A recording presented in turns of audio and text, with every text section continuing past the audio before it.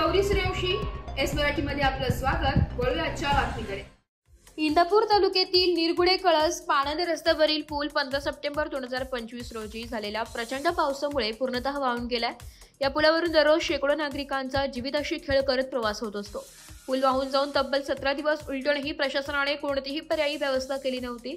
ग्रामस्थ आणि प्रवाशांनी अनेकदा प्रशासनाचे लक्ष वेधूनही दुरुस्ती किंवा उपाययोजना न झाल्याने लोकात तीव्र संताप होता।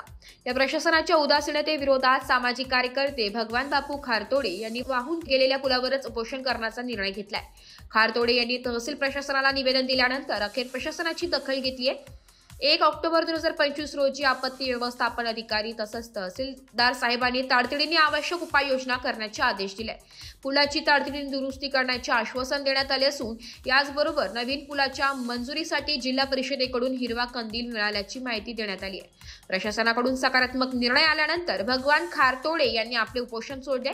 उपोषण सोडण्याच्या वेळी ग्रामविकास अधिकारी गायकवाड साहेब, पूल दुरुस्तीसाठी नेमलेले ठेकेदार विजय बबनराव काळे, सरपंच लताबाई विनायक रणधीर, उपसरपंच देवेंद्र राजेंद्र राऊत तसेच स्थानिक कार्यकर्ते युवराज प्रताप भोसले, हनुमंत बबनराव काजळे, बबन तुकाराम रणधीर उपस्थित होते।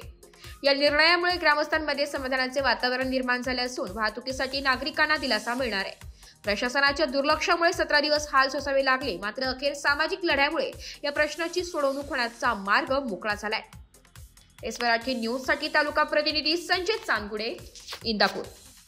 अशाच नवीन ताज्या घडामोडी जाणून घेण्यासाठी आमच्या एस मराठी न्यूज चॅनलला लाईक करा, शेअर करा, सबस्क्राइब करा आणि बेल आयकॉनला क्लिक करायला विसरू नका।